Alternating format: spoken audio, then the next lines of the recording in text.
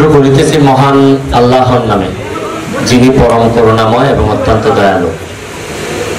আজকের মেলাটা আমার জন্য গুরুত্বপূর্ণ অন্যান্য যে কোনো মেলার চেয়ে। কারণ আপনাদের মনে আছে কিনা যে গত বছর আমি এমপি হওয়ার 1 বছর আগে আমি প্রায় 37,000 আমের চারা লাগাইছিলাম। আমার একটা বিশ্বাস ছিল যে গাছ যেভাবে কাটা হয়েছে সোনারগাঁ, এইগুলারে যদি আবার পরিপূর্ণ করা না হয় তাহলে সোনারগাঁটের পরিবেশ বাঁচানো খুবই কঠিন হবে। গাছ কাটলে যে খালি গরম বাড়ে তা না, গাছ কাটা বা এরকম শূন্য মাটিতে মানুষের মাথাও কিছু গরম থাকে। দেখবেন যে খুব দ্রুত রাগ উঠে যায়। মরুভূমিতে যারা সৌদি আরবের শেখ বা ওই যে কাতার টাতার, এরা কিন্তু দেখবেন মানুষ অনেক ক্ষেত্রেই শোনা যায় যে এরা আমাদের লোক নিয়ে খুব নির্যাতন করে।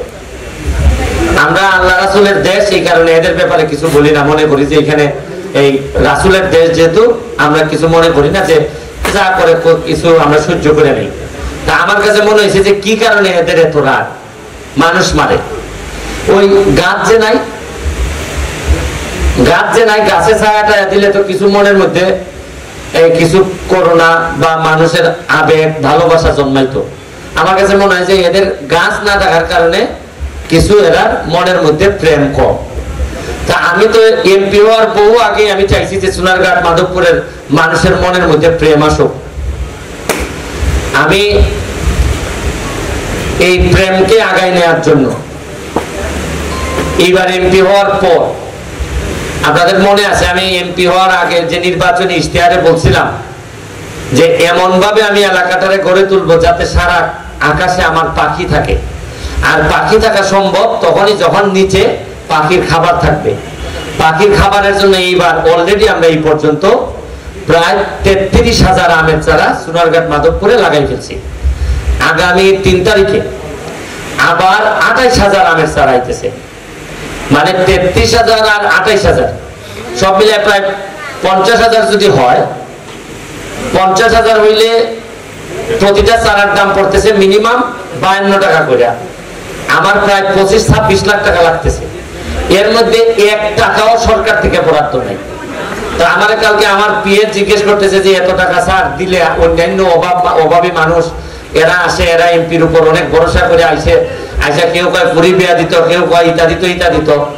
তা আমি আমার পিএস এর জবাব দিছি যে অভাব হয়তো আজকের একদিনের অভাব কালকে হয়তো থাকবে না, কিন্তু এই প্রকৃতিরে বাঁচাইতে না পারলে পরবর্তীতে একেবারে আরো বড় বড় ব্যারিস্টার এই এলাকার এমপি বানাইলো লাভ হবে না, অনেক দেরি হয়ে যাবে।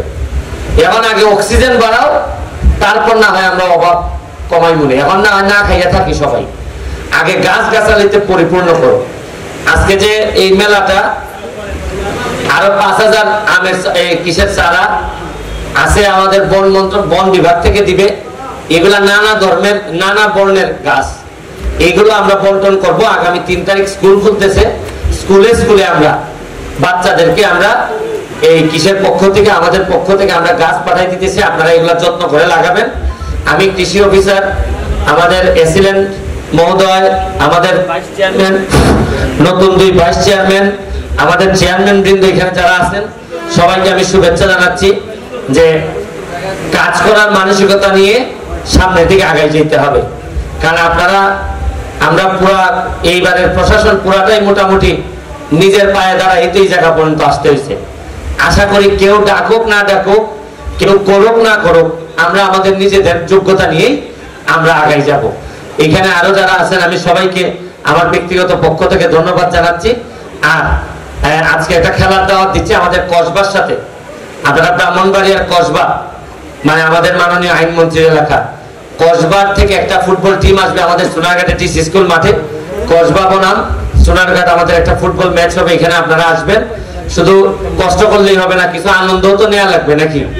আমরা সোনারঘাটের মানুষ কোনোভাবে আর মানসিক অসুস্থ হইতে আমি দিব না।